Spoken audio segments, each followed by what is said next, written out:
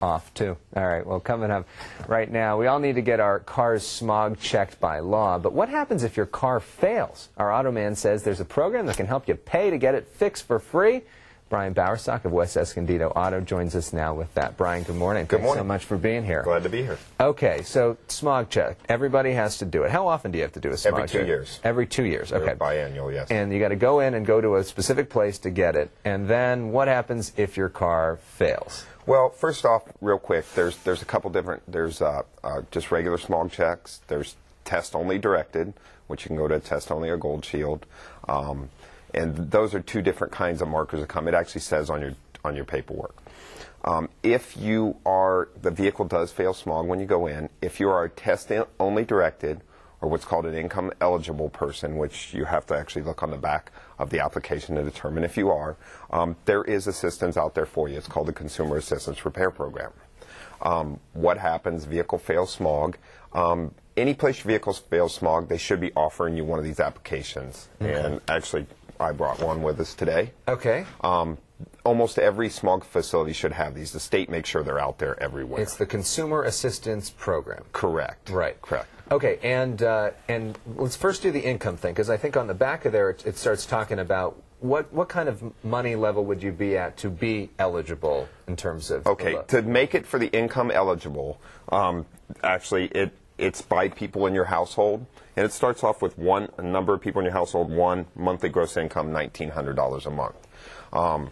And the numbers change as there's more people in your household, obviously, married, kids, things like that. The other way to be eligible for this program, though, is if your smog request from DMV comes and it says the vehicle is test-only directed. What does that mean exactly? Well, those are vehicles that have fallen in a special category that they want them either tested at a test-only or a Gold Shield station. They can't go to a regular smog station. So would that be worse off than the other ones? Or? It's the exact same test, but the only difference between them and the as far as economically approved people is that their copay is a little higher. Income eligible people have a $20 copay for this program. Test-only directed people have a $100 copay, but don't need to supply any documents about their income or anything. They're eligible just because of being test-only directed. Okay, so you are eligible. Then what do you get? How does it work? What you do is you fill out the application. You'll send in a copy of failed smog and everything they ask for on here. The state will take your application, they take a look at it, and usually within 2 weeks what they do is they actually will send you a letter. It looks just like this, and it's basically has a background like a check. This means you're approved. It has a number on it that they can track you. You call a Consumer Assistance Repair Station.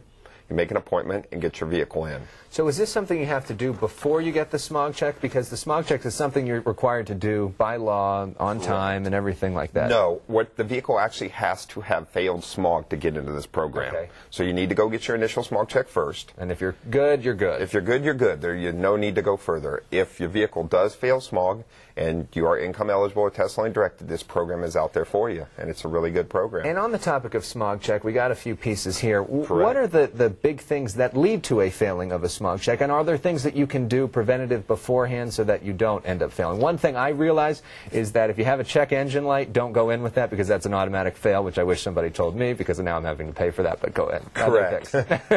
Check engine lights on cars are failures, especially 96 and newer cars. They all plug into the smog machine when we smog them.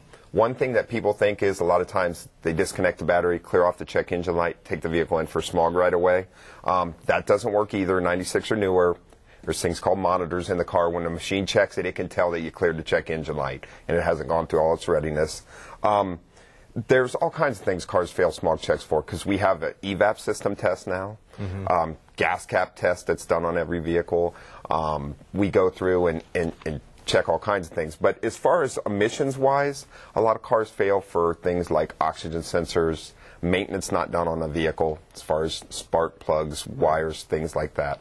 There's all kinds of issues like that. And you can come to Brian and get it checked out beforehand so that you pass. Brian, great to see you. Good to see you, too. If you have a question for Brian, drop him an email. The link to his website is on our website. Go to san diego6.com and click on Hot Topics.